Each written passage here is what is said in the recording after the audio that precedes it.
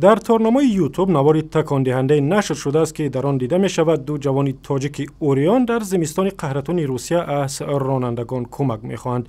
در این ویدیو جوانان تاجیک از راننده که نزد آنها می ایستد می خواهند آنها را از جنگل بیرون برد. جوانان تاجیک به راننده با زبان شکسته روسی می گویند که ماموران پلیس روسیه لباس آنها را کشیده و در بین جنگل بی آدم رهایشان کردند. ویدیو اصلی به نظر می رسد و 10 نفر از کاربران یوتیوب برای کمک به این دو جوان که از سردی می لرزند بر راننده تشکر گفتند. امید بابامتوف خبرنگاری بخش ازبکی رادیو آزادی چنین حادثه ها را در روسیه تحقیق کرد و موضوع صحبتی روز هم در این باره است.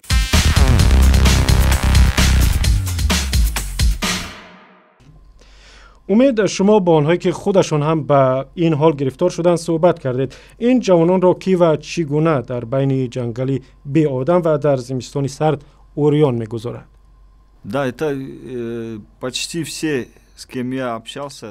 همه کسانی که من با آنها صحبت کردم میگویند به این و یا آن نوع به دست ماموران پلیس افتادند و به چنین واقعه ها دچار شدند. کسی که این ویدیو را به نوار گرفته است نقل می کند که از دیدن جوانان اوریان در هوای سرد حیرت زده شده است، ولی مهاجران به من نقل کردند که این گونه حادثه ها در روسیه معمول می باشند. من از آنها پرسیدم که چرا لباس های شما را می کشند. آنها می گویند که پلیس مهاجران را دستگیر می کند و اگر مهاجر سند نداشته باشد طبیعی است که از او پول می ستانند. اگر مهاجر پول نداشته باشد و رشوه ندهد او را در داخل شهر می گردانند و یا بیرون می برند و تا زمانی که مهاجر بیزار شده رشوه ندهد و اگر بعد از این گونه به اصطلاح سیر و گشت مهاجر رشوه ندهد او را 20-30 کیلومتر دور از شهر میبرند و رها میکنند و بعضا لباسهایش را هم میکشند و اوریان میگذارند. به فکر من عین چیز با بچه های رخ داده است که در ویدیو نمایش داده شده. و امید این گونه حادثات در روسیه زیاد رخ میدهند؟ بسیار وقت روی میدهند. برای چی؟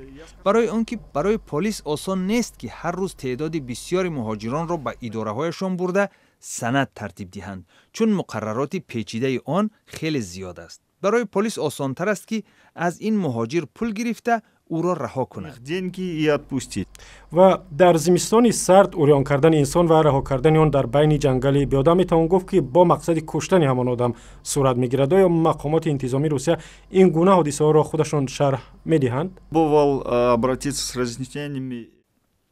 بله، من سعی کردم نظر مقامات انتظامی روسیه را در این باره پرسم که چرا این گونه حادثه ها در بین ماموران پلیس و خدمات فدرالی مهاجرت روسیه وجود دارد. معمولا آنها میگویند بله این گونه حادثه ها وجود دارند ولی آنها موردهای علاهیده می باشند. بنابراین میگویند آنها هر گونه قانون شکنی را که ضد مهاجران صورت میگیرد در جایش بررسی میکنند و کارمندان گناهکار یا از کار رانده می شوند و یا آنها را یگان نوع جریمه. امید بابامتوف خبرنگاری بخش ازبکی رادیو آزادی در شهر مسکو با ما صحبت می کرد.